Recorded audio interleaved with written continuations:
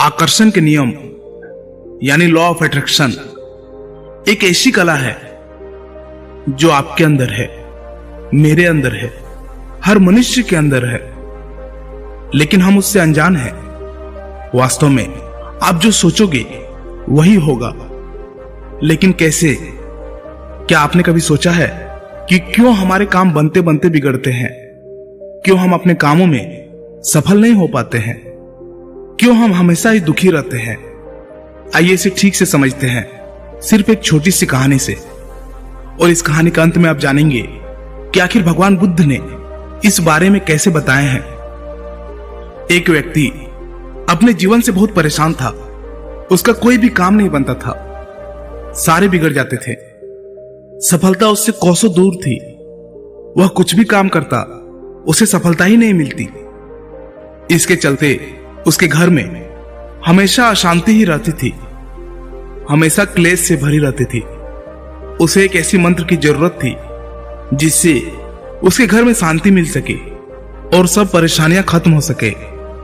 उसने कई लोगों से, कई ज्ञानियों से, विद्वानों से एक मंत्र की मांग की जिसको पढ़ने से उसकी सारी परेशानियां, सारे दुख दूर हो जाएंगे। लेकिन उन ज्ञानी लोगों ने, उन विद्वानों ने उन्हें बहुत सारे ऐसे मंत्र दिए जिससे उसकी परेशानी दूर हो सके। उसने सारे मंत्रों को अपनाया, लेकिन कोई भी मंत्र काम नहीं आया। कुछ दिनों के बाद वह व्यक्ति एक गुरु के बारे में सुना। उसने सुना कि इस गांव में एक गुरु रहते हैं जो सबके दुखों का निवारण करते हैं। उसने सोचा कि क्यों ना उस गुरु से मिलकर कोई मंत्र ले ले ताकि उसके सारे दुख दूर हो सके। उसने उस गुरु को खोजता हुआ एक जंगल में पहुंच गया और जंगल में उसे एक आश्रम दिखाई दिया। वहां उसे गुरु मिला। उसने गुरु से कहा, गुरुदेव, मैं बहुत दुखी हूं, परेशान हूं, कृपया मेरे दुख हर लो। गुरु मुस्कुराए और बोले, इस दुनिया में तो सभी लोग एक से बढ़कर एक दुखी हैं। तुम कितने बड़े दुखी हो? व्यक्ति ने कहा, मैं सबसे ज्यादा दुखी हूं। फिर गुरु ने कहा, मुझसे क्या चाहिए? व्यक्ति ने कहा, मुझे एक ऐसी मंत्र चाहिए जिसे पढ़ते ही मेरी सारी परेशानियां खत्म हो जाए। गुरु ने कहा, मंत्र ऐसे नहीं मिलते, उसके लिए कुछ करना पड़ता है। अगर मैं तुमसे कुछ करने के लिए कहूं तो क्या तुम करोगे? और जैसा मैं कहूंगा वैसा ही करना होगा।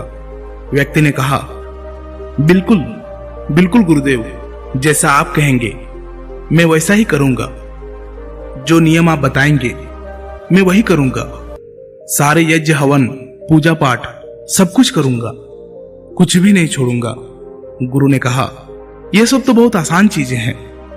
मंत्र पाने के लिए बड़ी कठिन मेहनत करनी पड़ती है, क्या तुम कर पाओगे? व्यक्ति ने कहा, गुरुदेव, क्या मुझे दहकते अंगारों पर चलना होगा? गुरु ने हंसते हुए कहा, नहीं नहीं, इतना आसान काम भी नहीं है। गुरु की यह बात सुनकर वह व्यक्ति की हालत खराब हो गई। वह सोचने लगा, पता नहीं गुरुदेव मुझसे क्या करवाना चाहते हैं। हर चीज इन्हें बहुत आसान ही लग रही है, तो कठिन काम क्या है? व्यक्ति ने कहा, गुरुदेव, कृपया करके आप ही मुझे बता दीजिए कि मुझे करना क्या है। मैं वह सब कुछ करूंगा जो आप बोलेंगे। गुरुदेव बोले, जैसे तुम अपने घर से यहां तक आए हो वैसे ही तुम यहां से अपने घर को चले जाना और अपने मन में यह कहते हुए जाना कि मैं बहुत सुखी व्यक्ति हूं, मैं बहुत सुखी हूं। यह सुनते ही व्यक्ति बहुत खुश हो गया। बस गुरुदेव, इतना सा ही बोलना है, इसे तो मैं यूं ही कर लूंगा। गुरु ने कहा, ठहरो जरा, पूरी बात तो सुन लो। जब तुम अपने मन में यह बात दोहरा रहे होंगे तो तुम्हारे मन में बंदर की बात नहीं आनी चाहिए। अगर तुम्हारे मन में बंदर का ख्याल आ गया तो सब बेकार हो जाएगा। व्यक्ति ने कहा, यह काम तो मैं बहुत आसानी से कर लूंगा। और यह कहकर वह व्यक्ति अपने घर की ओर चल पड़ा। आश्रम से निकलते ही वह अपने मन में कहना शुरू किया, मैं बहुत सुखी हूं। लेकिन ऐसा कहते ही उसके मन में बंदर का ख्याल आ जाता है। जब भी वह कुछ कहता तो उसे वह गुरु की बंदर वाली बात याद आती है। लेकिन वह यह भी कहता है कि मैं सुखी हूं। लेकिन जब जब वह कहता, बंदर का ख्याल उसके मन में और भी गहरा होते जाता है। फिर ऐसे कहते कहते वह रास्ते की ओर जा ही रहा था कि उसे रास्ते में बंदर दिखाई देना शुरू हो गया। उसे चारों तरफ सिर्फ बंदर ही दिखाई देता था। उसने सोचा, आते वक्त तो ये बंदर कहीं दिखे नहीं, अब क्यों दिख रहे हैं? मैं अपने मन में सुखी हूं, मैं सुखी हूं। और ऐसा बोलता हुआ वो अपना घर पहुंच गया। घर पहुंचकर वो अपने पत्नी से बोला कि बंदरिया, मैं बहुत भूखा हूं, बंदर परोस दो। मुंह से बंदर शब्द निकलते ही उसका मुख खुला का खुला रह गया। उसकी सारी मेहनत पर पानी फिर गया। उसने सोचा कि आज से कभी उसके मन में बंदरों का ख्याल तो नहीं आया था, तो आज कैसे आ रहा है? और उसे हर जगह बंदर ही बंदर दिखाई दे रहा था। वह सब कुछ छोड़कर भागते हुए गुरु के आश्रम पर जा पहुंचा। आश्रम में पहुंचकर वह गुरु के चरणों में गिर पड़ा और बोला, गुरुदेव, ये क्या हो गया? मुझे कुछ समझ में ही नहीं आ रहा है। मुझे तो हर जगह सिर्फ बंदर ही बंदर दिखाई दे रहा है। ऐसा क्यों गुरुदेव? आपने कहा था कि बंदर का ख्याल भी नहीं आना चाहिए, लेकिन मेरे तो जुबान पर ही बंदर बैठ गया है। आज से पहले इतने बंदर कभी नहीं दिखे। आपने जो मंत्र दिया था वह भी नष्ट हो गया, मुझे मंत्र मिला ही नहीं।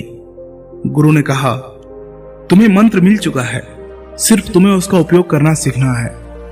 लेकिन गुरुदेव, जैसा आपने कहा मैंने तो वैसा बिल्कुल ही नहीं कर पाया, फिर मंत्र कैसे काम करेगा? गुरु बोले, पहले तुम इस मंत्र को समझ लो। अगर तुमने इसे ठीक से समझ लिया तो यह मंत्र अवश्य ही काम करेगा। फिर उस व्यक्ति ने कहा, गुरुदेव, कृपया करके मुझे जल्द ही समझाइए, मैं समझने के लिए तैयार हूं। फिर गुरु ने कहा, समझने के लिए तुम्हें एक बात का हमेशा ख्याल रखना होगा कि तुम्हें बंदर का ख्याल नहीं आना चाहिए। यह सुनकर व्यक्ति गुरु के चरणों में गिर गया और बोला, मुझे तो आपके पीछे भी बंदर ही दिखाई दे रहा है। देखिए, उस पेड़ पर केला खा रहा है। उनकी यह बात सुनकर गुरुदेव जोर से हंस पड़े और बोले, हमारा मन ही हमारा मंत्र है। हमारे साथ वही होता है जो हमारे मन के अंदर उसके गहराइयों में चल रहा होता है। जैसे कि तुम पहली बार आश्रम में आए थे तो तुम्हें वे बंदर दिखाई नहीं पड़े, और अगर एक दो बंदर तुम्हें दिखाई भी पड़ा होगा तो वो तुम्हारे ध्यान में नहीं गया होगा, क्योंकि तुम्हारे मन के अंदर में बंदर थे ही नहीं। लेकिन जब तुम यहां से वापस गए तो तुम्हारे मन के गहराइयों में जो होना चाहिए था वह तो तुम्हारे जुबान पर था कि मैं सुखी हूं, लेकिन यह शब्द मन के गहराइयों में नहीं था। तुम जिस चीज से बचना चाहते हो वही तुम्हारे मन की गहराइयों में पहुंच जाती है। तुम बंदर से बचना चाहते थे तो तुम्हारी मन के गहराइयों में बंदर ही बैठ गया, इसलिए हर जगह तुम्हें बंदर ही बंदर दिखाई पड़ रहा था। जहां बंदर नहीं भी था वहां भी तुम्हें दिखा, जैसे तुम्हारी पत्नी में, तुम्हारे भोजन में, और तुमने मुझ में भी बंदर ही देखा। इसीलिए इसे ठीक से समझो।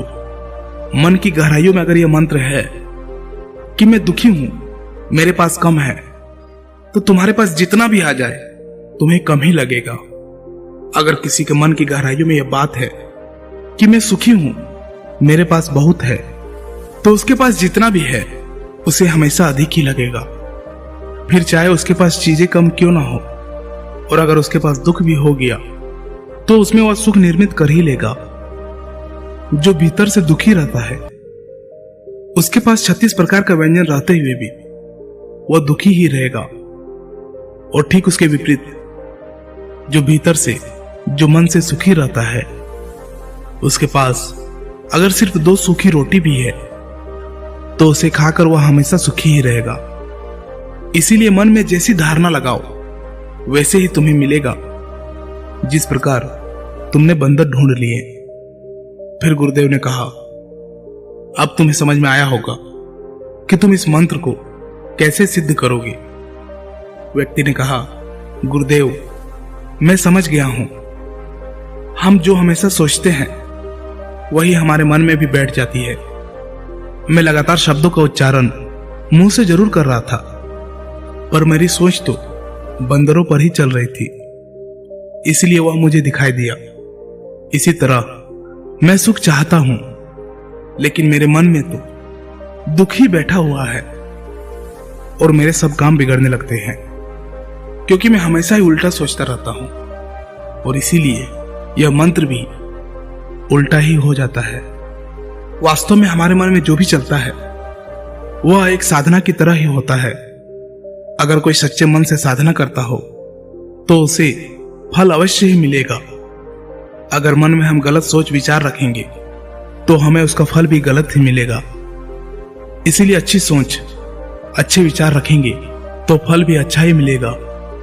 और वह व्यक्ति गुरु को धन्यवाद करके वहां से चला गया।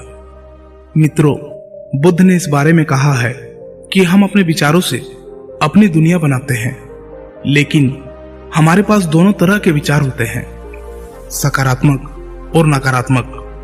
ज्यादातर हम सकारात्मक विचारों को ना पकड़ के नकारात्मक विचारों की तरफ ही आकर्षित होते हैं। इसीलिए जब भी हमारे मन में सकारात्मक विचार आते हैं तो उसे हमें जल्द ही पकड़ने की जरूरत है। वैसे विचारों को जितना जल्दी हो सके उसे काम में लगाने की जरूरत है, क्योंकि एक सकारात्मक विचार को नकारात्मक में बदलने में देर नहीं लगती। दोस्तों, आपने इस वीडियो से क्या सीखा और इस बारे में क्या सोचते हैं, एक कमेंट जरूर कर दीजिएगा। क्या पता आपके एक कमेंट से किसी का जीवन बदल जाए। धन्यवाद।